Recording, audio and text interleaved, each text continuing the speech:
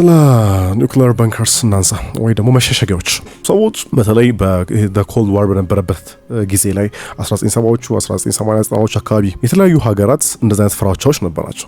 ካሁን ኒውክሊየር ከተተኮሰ ህዝቦቻችንን ማዳን አለብን፣ ንብረትም ካለ ንብረት መዳን አለበት፣ እንደዚህ የሚሉ ነገሮችም ማለት ነው። ስለዛ ከነዛ ሀገራት ውስጥ አሁን ላይ ስዊዘርላንድ ይላሉ ለዜጎቿ በሙሉ በቅቶ ለሌላ መጤም ደግሞ መትረፍ የሚችል ዜጎቿ ስለ እዛው ሀገሪቱ ውስጥ ያሉ ስደተኛው ያጠቃላ ብቻ ስዊዘርላንድ ውስጥ የሚኖር ሰው በሙሉ የሚደበቅበት ወይ የሚሸሸግበት ተገኝቶ ኖሮ ተጨማሪም ሰው መቀበል ይችላሉ። ያን ያህል አላቸው 100% ለእያንዳንዱ ሰው ያዳረሱ እንደ ህግም ያወጡ ሀገር ከሚባሉት መካከል ቁጥር 1 ነች ነው የሚሉት።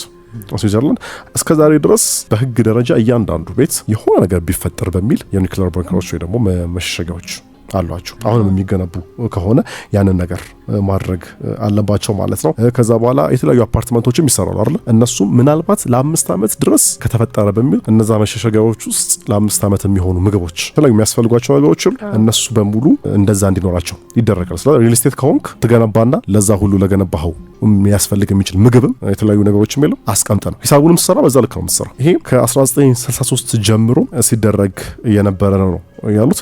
ልክ በ2006 አካባቢ ወደ 300,000 የሚሆኑ መሸሸጊያዎች ነበሩ። በጣም ብዙ ነው አንድ ሀገር በቤት ደረጃ ማለት ነው። ከዛ ውጪ ፐብሊክ ሼልተርስ ደግሞ የሚባሉ ሰዎች ተሰብስበው የሚደበቁባቸው ራሳቸው የሚከልሉባቸው ደግሞ ወደ 5100 የሚሆኑ አሉ ነው እስከዛሬ ድረስ ኦፕሬት የሚያደርጉ ማለት ነው። ሊጠረጠር የሚችሉት ብዙ ጊዜ ሩሲያና አሜሪካ ናቸው። ይሄን ነገር ይኖራቸዋል ተብለው የሚጠብቁታል እነሱ ናቸው። ካሁን ተኳኩሱ ብለን የምንፈራቸው። ስለዛ 1970ዎቹ ውስጥ እየተሰሩ ነበሩ አሜሪካ ላይ ለምሳሌ። ግን ከዛ በኋላ ነገርየው ሲያዩት ምንም የሚተኳኩስም የለም አባንደን አድርጓቸው ወይ ደግሞ ተዋቸው ያን ያህል ያስፈልጉን ይችላሉ በሚል ሀሳብ ማለት ነው። ስለዛ አሁን ላይ አክቲቭ ሊባሉ የሚችሉት በብዛት ያሉት ስዊዘርላንድ ነው።